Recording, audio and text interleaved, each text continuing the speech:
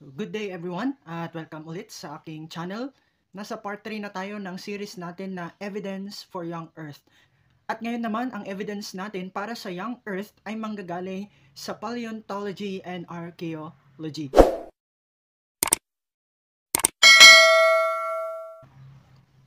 Sa una, ang Follistrate fossils. Isa sa mga evidence daw ng Old Earth o ng billion of years creation ay ang mga rock layers formation. So, katulad nito. Sabi nila, it takes million of years daw para magkaroon ng rock layers. Pero isa sa mga major na kumukontra sa ganitong theory ay ang Follistrate fossils. So, by the way, kapag sinabi pala nating Follistrate, ibig sabihin, yung fossil ay naka-encased sa maraming layer. Katulad nito, itong puno na ito. Ito ang fossil, pero naka-encased siya sa maraming layers na sediment. Panoorin natin ang videong ito. Most people are under the impression that coal forms slowly in swamps over millions of years, but this view neglects the testimony of tree trunk fossils that cut across many coal layers, known as polystrate fossils. If these tree trunks were buried gradually over thousands of years, the top parts of the trees would have rotted away before they could be protected by sediment. Derek Ager, Professor of Geology at University College of Swansea, recognised this when he wrote of trees buried in coal seams. If one estimates the total thickness of the British coal measures as about 1,000 metres laid down in about 10 million years, then, assuming a constant rate of sedimentation, it would have taken 100,000 years to bury a tree 10 metres high, which is ridiculous. He then went on to say, we cannot escape the conclusion that sedimentation was at times very rapid indeed, so the slow swamp story should itself be laid to rest. To find out more from Creation Ministries International, visit our website, creation.com. Isa-isahin natin.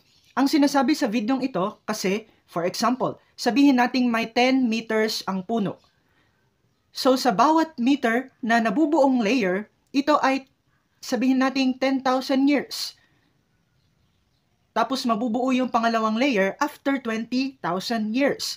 So yung total years para ma-encase ang 10 meters na puno, it would take 100,000 years. Pero imagine, paano magsusurvive ang ibabaw ng puno na hindi pa nasa-sediment o na-encased for thousands of years? Take note ha, wala nang ugat yung puno, so wala nang buhay. Kung every 10,000 years ang pagitan ng layer, hindi nabulok, hindi nasira yung puno for 100,000 years? Yun nga lang pinulak nating halimbawa, puno, kawayan. Tapos binilad natin, di ba, ilang araw pa lang, tuyong-tuyo na yan. Nabubulok na kapag laging umulan, tapos laging umaaraw, di ba? Or kahit sabihin natin, yung mga bahay na gawa sa mga kahoy, tulad ng mga kubo, sa tingin natin, magtatagal yun ng 10,000 to 100,000 years? Di ba? Of course not. Kaya nga itong Follistrate fossils ay nagpapatunay na ang mundo ay bata pa. It's not million or billion of years. Ang best explanation nito kung bakit may mga Follistrate fossils ay ang Noah's flood. Yung bawat layer ay nabuo within hours or days. Pangalawang evidence from archaeology and paleontology ay ang DNA in ancient bacteria. Noong year 2000, mayroong na-discover ang mga scientists na bacteria, kinoconsider nila na ito ay noon pang Permian period o 250 million years ago. Pero ang problema, yung DNA sa bacteria na ito supposed to be sa tagal ng panahon ay masira na or magkaroon ng damage. Pero na-surprise yung mga scientists dahil yung DNA is still intact. Buong-buo pa rin, hindi pa rin natitinag. Paano nangyari yon? 250 million years ang lumipas, pero yung DNA is still intact. Imposible.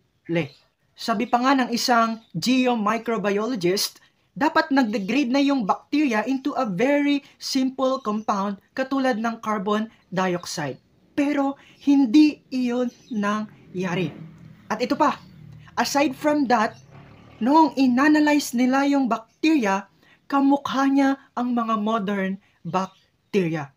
So paano mangyayari yon kung ang mundo ay million o billion of years? Yung bacteria na tinuturing na million of years, kamukha ng modern bacteria, para sa kanila ito ay isang mystery. Pero magkakaroon lang ng sense ito at hindi ito magiging mystery kung ang mundo ay thousands of years pa lang, around 6,000 to 7,000 years old. Pangatlong evidence, yung human population and its statistics. Sabi ng mga evolutionist, mayroon na raw mga tao sa mundo for 2 to 3 million years. Pero kung i-compute mo ang pagdami ng tao, syempre i-consider mo ang mga gera, ang pagkagutom, at ang iba pang mga natural disasters and crisis. For example, sa loob ng 1 milyon, mayroon ng 10 raised to 2,000 ang tao sa planeta natin. Sobrang dami na dapat.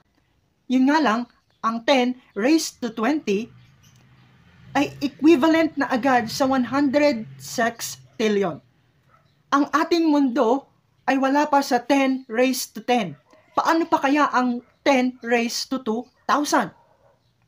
Actually, kahit nga 3 feet lang ang mga tao, tapos kapag pinagkasya tayo na parang isang sardinas, sa buong universe ay nasa 10 raised to 82 lang.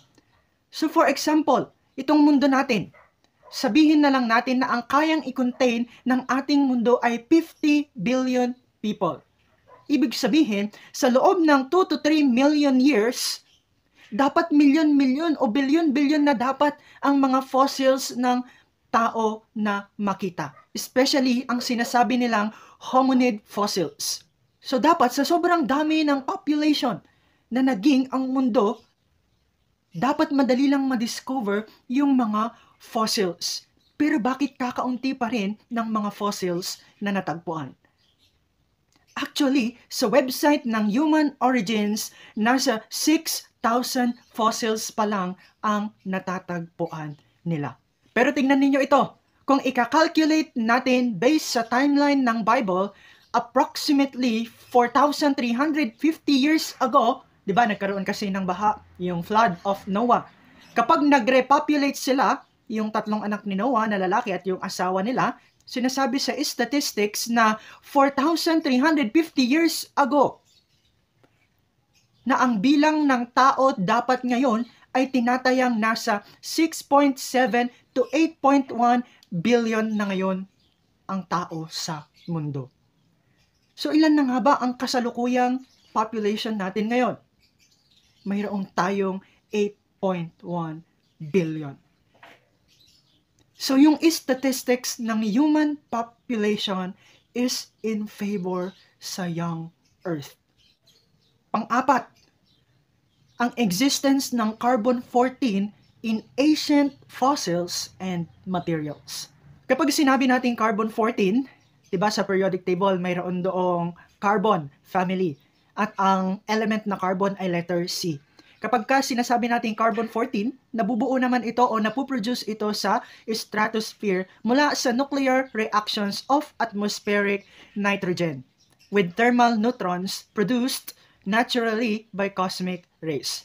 Ang carbon-14 ay unstable element at madaling magbago papunta sa pagiging nitrogen. Kalahati ng original quantity ng carbon-14 ay bumabalik bilang nitrogen-14 pagkatapos lang ng 5,730 years. At sobrang napakabihira at actually imposible na magkaroon o mayroon pang manatiling carbon-14 atoms after 57,300 years. So anong kinalaman ng carbon-14 sa usapin ng young Earth versus old Earth? Kung ang carbon-14 ay totally nawawala, madedecay after 57,000 years, bakit natagpuan pa rin ang carbon-14 sa mga tinatawag nilang ancient fossils na tinuturing nilang million o billion of years? Natagpuan ang carbon-14 sa mga old rocks, sa mga coal, limestone, natural gas, graphite, at kahit ang diamonds na tinuturing na billion of years old ay nakita pa rin sa kanila ang element ng carbon-14. Actually, kahit sa mga fossils ng dinosaur na tinuturing nilang million of years old, ay natagpuan ang carbon-14. Panglima na evidence from archaeology and paleontology, soft tissue or blood vessels in dinosaur fossils. Alam na alam natin na parating pinapakita sa mga media na ang age ng dinosaur ay million of years.